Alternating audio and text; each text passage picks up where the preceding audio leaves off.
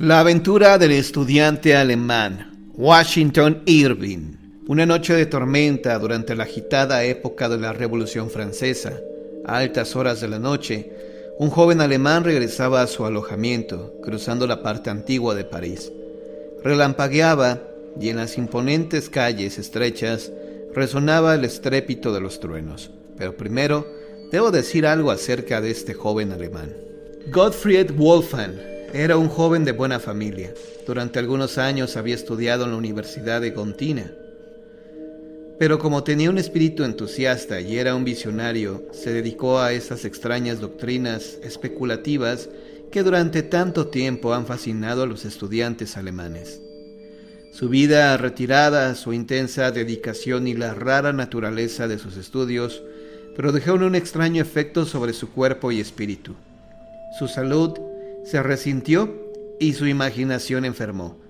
Se entregó a fantásticas especulaciones acerca de la esencia del espíritu, hasta que se encerró en un mundo ideal que construyó a su alrededor. Se imaginaba, sin que sepa cómo ni por qué, que sobre él pesaba una influencia diabólica, que un genio o espíritu maligno buscaba posesionarse de él y perderlo. El peso de esta idea produjo sobre su temperamento melancólico los resultados más sombríos. Sus amigos descubrieron la enfermedad mental que lo tenía en tal estado y decidieron que el mejor remedio era un cambio de ambiente. Así, se decidió que fuera a continuar sus estudios en la alegre y esplendorosa París. Wolfgang llegó a París cuando recién empezaba la revolución. El delirio popular capturó de inmediato su entusiasmo y se dejó dominar por las teorías políticas y filosóficas de la época, pero las escenas sangrientas que siguieron sacudieron su naturaleza sensible y, asqueado con la sociedad y el mundo, se aisló aún más. Lo hizo en un apartamento solitario en el Quartier Latin, el barrio de los estudiantes. Ahí, en una oscura calleja, no lejos de los austeros muros de la Sorbona, continuó sus estudios favoritos. A veces pasaba horas enteras en las grandes. En cierta forma era como un ave de rapiña que se alimentaba en la fosa de la literatura decadente. Aunque Wolfgang era un solitario, tenía un temperamento ardiente que durante mucho tiempo solo actuaba sobre su mente. Era demasiado tímido e ignorante del mundo para hacer proposiciones a las mujeres hermosas, aunque era un apasionado admirador de la belleza femenina. Y en su solitaria habitación a menudo soñaba con formas y rostros que había visto. Durante uno de estos sueños su mente excitada le produjo un extraño efecto. Era un rostro femenino de extraordinaria belleza. Tan poderosa fue la impresión recibida que una y otra vez soñó con él. De día perseguía sus pensamientos y de noche sus sueños. En suma, se enamoró apasionadamente de esta sombra. Tal era Gottfried Wolfgang y tal su estado en la época a que me refiero. Regresaba a su apartamento una noche tempestuosa por unas callejas viejas y sombrías del Marais, en la parte antigua de París. Los truenos resonaban sobre las elevadas casas de las estrechas calles. Llegó a la Place de Grève, donde tenían lugar las ejecuciones públicas. Los relámpagos temblaban sobre la cúspide del antiguo Hotel del Ville y esparcían rayos que centelleaban en el espacio abierto. Al pasar frente a la guillotina, Wolfgang retrocedió con horror. El reinado del terror estaba en su apogeo y la guillotina, espantoso instrumento de tortura, estaba siempre lista. Ese mismo día había estado muy activa en su habitual carnicería humana. Wolfgang se angustió y ya se apartaba tembloroso del horrible instrumento, cuando notó la sombra de una figura que se agachaba al pie de los escalones que conducían al patíbulo. Una sucesión de relámpagos la reveló más claramente. Se trataba de una mujer vestida de negro. Estaba sentada en uno de los escalones inferiores, inclinada hacia adelante y con la cara escondida en el regazo. Wolfgang hizo una pausa. Había algo de terrible en ese solitario monumento de dolor. La mujer parecía estar por encima de lo normal. Wolfgang sabía que los tiempos eran arriesgados y que muchas hermosas cabezas que antes descansaban sobre cómodos cojines, ahora vagaban desposeídas de hogar. Quizás se trataba de una doliente con el corazón destrozado, a quien la temible hacha había dejado solitaria, a quien le había arrebatado sus seres más queridos para arrojarlos a la eternidad. Se acercó a ella y le habló en tono compasivo. Ella alzó la cara y lo miró salvajemente. ¿Cuál sería su asombro al observar a la luz de un relámpago que era el mismo rostro que le perseguía en sus sueños? Estaba pálido y desconsolado, pero era el mismo rostro asombrosamente bello. Tembloroso y dominado por emociones opuestas, Wolfgang se acercó de nuevo a ella. Le habló de estar expuesta a la intemperie a tal hora y con tan violenta tempestad, y se ofreció a llevarla a donde sus amigos. «No tengo amigos sobre la tierra», dijo ella. «Pero tiene hogar», replicó Wolfgang. «Sí, en la tumba». «Si un extraño puede hacer tal ofrecimiento», dijo él, sin peligro de ser mal interpretado, «le ofrezco mi habitación como refugio y yo me ofrezco como un amigo devoto. Yo mismo carezco de amigos en París y soy extranjero, pero si mi vida puede serle de utilidad, está a su disposición». Había tanta honestidad en la actitud de este joven que sus palabras tuvieron efecto. Su acento extranjero también estaba a su favor. Demostraba que no era un habitante común de París. Ciertamente, no se puede dudar de la elocuencia del verdadero entusiasmo. La desconocida se entregó, sin reservas, a la custodia del estudiante. La sostuvo en su andar vacilante a través del Pont Neuf y por el sitio donde el populacho había derribado la estatua de Enrique IV. La tormenta había cedido y los truenos solo se oían a lo lejos. Todavía la ciudad estaba tranquila. El gran volcán de pasiones humanas dormitaba, mientras de nuevo recobraba fuerzas para la explosión del día siguiente. El estudiante llevó a la mujer hasta el sucio hotel donde habitaba. La vieja portera se sorprendió ante el extraño espectáculo. Wolfgang en compañía femenina. Al entrar en el apartamento por primera vez, el estudiante se sonrojó de ver la pobreza de su habitación. No tenía sino una alcoba, un salón pasado de moda, densamente tallado y fantásticamente amueblado, con los restos de una antigua magnificencia, porque era uno de esos hoteles en el barrio de Luxemburgo que antes perteneciera a la nobleza. Estaba cargado de libros y papeles. Una vez que Wolfgang hubo encendido una luz y contemplado a la desconocida, más que antes se extasió con su belleza. Su rostro era pálido, pero de una deslumbrante belleza, que resaltaba por la exuberancia de su brillante cabello, que colgaba como en un racimo a su alrededor. Sus ojos eran grandes y fulgentes y tenían una expresión casi salvaje. Hasta donde su vestido negro permitía observar su figura, esta era casi perfecta. Su apariencia general era en extremo impresionante. Lo único que parecía un adorno era una ancha banda negra que llevaba en el cuello y que estaba adornada con diamantes. Para el estudiante comenzó la preocupación de cómo ayudar a aquel ser que se había entregado a su custodia. Pensó en dejarle su habitación y buscar alojamiento en otra parte, pero estaba tan fascinado por sus encantos que no podía apartarse de ella. Sus modales también eran extraños. Dejó de hablar de la guillotina. Su pesar había desaparecido. Con sus atenciones, el estudiante se había ganado su confianza y aparentemente su corazón. Evidentemente, ella también tenía un espíritu entusiasta como él, y las personas así se entienden prontamente.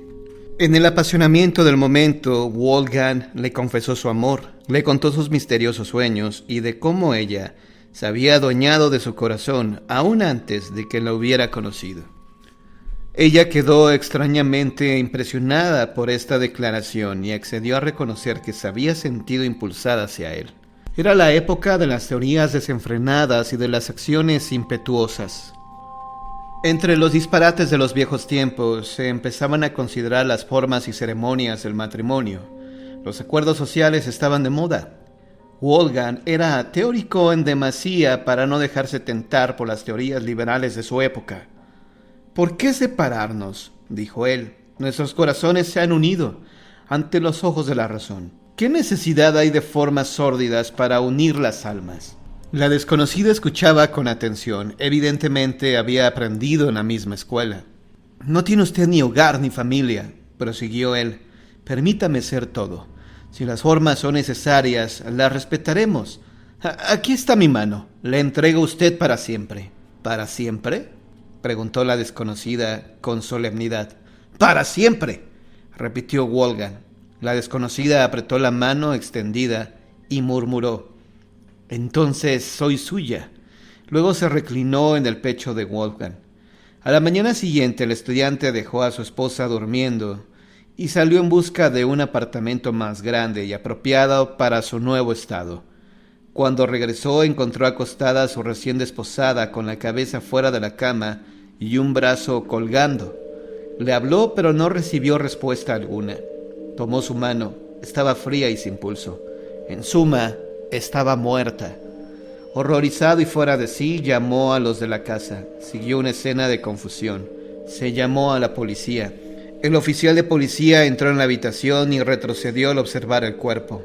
«¡Cielos!», exclamó. «¿Cómo llegó esta mujer aquí?».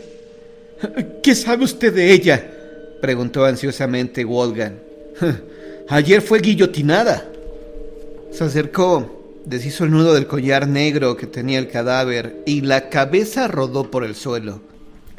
El estudiante perdió el control de sí mismo. «¡Es cosa del demonio!», lloraba. «Estoy perdido para siempre». Trataron de calmarlo, pero todo fue en vano. Estaba dominado por la horrible idea de que un demonio había reanimado el cadáver para apoderarse de él. Enloqueció y murió en un sanatorio.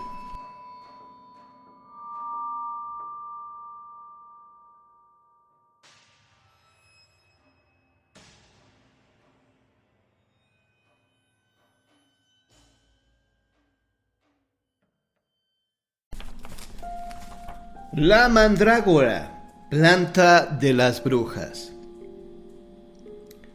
Dentro del fascinante mundo vegetal nos encontramos con muchas y muy diversas plantas, con infinidad de propiedades. Nos ocuparemos en esta ocasión de una planta que ha generado mucha curiosidad alrededor de ella, y a la cual el hombre de diversas culturas le ha brindado un especial respeto. Mandrágora, llamada también la planta de las brujas. La mandrágora en el tiempo. La más antigua referencia de esta planta nos llega del Codex Juliana, que ilustró un botánico griego de nombre Dioscórides, quien recibió la mandrágora de manos de la diosa Euresis, la diosa del descubrimiento, lo que explica por qué los antiguos la catalogaban como una planta divina. Teosfrato, en el siglo III a.C., hablaba de cómo había de darse un trato especial a la mandrágora durante su recolección o corte. Flavio Josefo escribió siglos después que cerca del Mar Muerto crecía una planta que resplandecía con una luz roja por la noche, y que era difícil aproximarse, pues la planta se escondía cada vez que un hombre se la acercaba. La mandrágora alcanzó su mayor fama en la Edad Media, quizá debido al oscurantismo fomentado por la Iglesia, que creaba 1001 mitos. Nicolás Maquiavelo, de quien derivó el término maquiavélico, sinónimo de astucia malintencionada e hipocresía, historiador y diplomático, un gran pensador del Renacimiento, escribió una obra de teatro con el nombre de La Mandrágora, en la cual retrata a la sociedad de su época. La mandrágora también aparece en la crónica de la vida de una familia famosa por sus excesos, los Borgia. Se tienen referencias biográficas sobre Lucrecia Borgia, que utilizaba esta planta psicoactiva para sus tropelías perversas. Sus raíces no tienen aparentemente tallo y de su cabeza le brotan hijos a manera de una gigantesca mata de cabellos. 5 siglos antes de Cristo, Pitágoras descubrió que la raíz de la mandrágora era como un pequeño ser humano. Algunos creen que son demonios que aparecen bajo la forma de un hombre pequeño con barba y los cabellos enmarañados. En la Edad Media, los campesinos que labraban la tierra salían despavoridos al toparse con una mandrágora, pues decían que eran hombrecillos encantados por alguna maldición o embrujo. Le decían también árbol con cara de hombre. Esta extraordinaria semejanza con la figura humana condujo a creer que la mandrágora tenía poderes sobrenaturales sobre el cuerpo y la mente, e incluso por esta semejanza los primeros cristianos creyeron que la raíz de la mandrágora fue creada por Dios como un experimento antes de crear al hombre en el jardín del Edén. Existen cuadros renacentistas donde se presenta a las dos variedades de mandrágora en forma de varón y de hembra que simbolizan a Adán y Eva en el paraíso. Por su gran fuerza psicoactiva, la mandrágora fue una especie de panacea, la medicina que lo cura todo. En la medicina medieval, en la hechicería, sus usos fueron muy variados. Dentro de las propiedades que se le adjudican están la de ser protectora contra diversos males dentro del hogar, así como la cura de la esterilidad. Sus influjos como talismán atraían bienes y riquezas, pues desde el momento de arrancarla y envolverla en un sudario, con algunas monedas, estas se reproducían en breve tiempo. Se sabe que los hechiceros preparaban filtros y pócimas para dar muerte o provocar la locura. Curiosamente, se la recomendaba como efectiva para preñar a una mujer. Las condiciones más favorables de la planta y para potenciar sus facultades, se sugería que la planta fuera regada por orines del ahorcado o líquido menstrual. Se creyó durante mucho tiempo que la mandrágora concedía favores inestimables a su poseedor. No era nada fácil obtenerla. Siempre había riesgo de perder la vida. Cuando Teosfrato describió la forma de recolectarla, hacía hincapié en los círculos que debían dibujarse alrededor de la planta, cortando la punta de la raíz que miraba hacia el oeste. El resto debía arrancarse después de haber danzado y recitado ciertas fórmulas mágicas especiales. La forma más común y conocida de arrancar la mandrágora era la de ahondar la tierra alrededor de la planta y atar a la base de la misma una cuerda, y al otro extremo atar a un perro negro, al cual se le propinaban latigazos para que al salir huyendo desenraizara la planta. La finalidad era evitar que el hombrecillo enterrado despidiera ayes de dolor al ser violentado y lanzado de la tierra, pues de oírse los quejidos se corría riesgo de quedar loco o morir. Al utilizar un perro, el animal moría y no el recolector.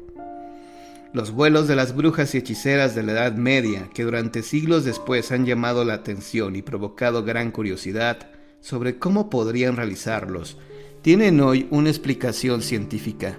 Se cree que a la escoba utilizada por ellas se le untaba una extraña pomada o ungüento preparado a base de mandrágora y otras plantas psicoactivas. La fricción o el contacto del cuerpo de aquellas mujeres que por lo general se desnudaban para sus aquelarres hacía que las sustancias alucinógenas de las plantas penetraran a su torrente sanguíneo, provocándoles visiones y estados anímicos de gran euforia equivalentes a realizar vuelos de grandes alturas. Actualmente la eficaz mercadotecnia del Oriente ha invadido tiendas naturistas y los supermercados con pastillas, tónicos, ampolletas y hasta dulces preparados a base de ginseng.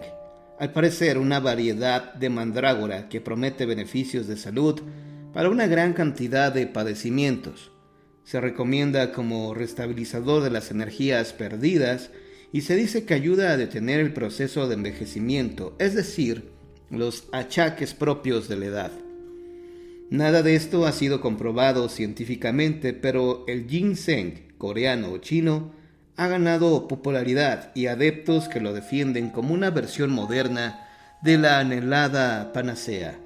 Las raíces del ginseng son muy semejantes a las de la mandrágora que ilustran los antiguos tratados de medicina y hechicería. Los mitos sobre las maldiciones y venganzas de los opuestos hombrecillos o demonios enterrados poco importan para los cultivadores orientales que han creado una gran industria millonaria alrededor de la que fue la planta de las brujas.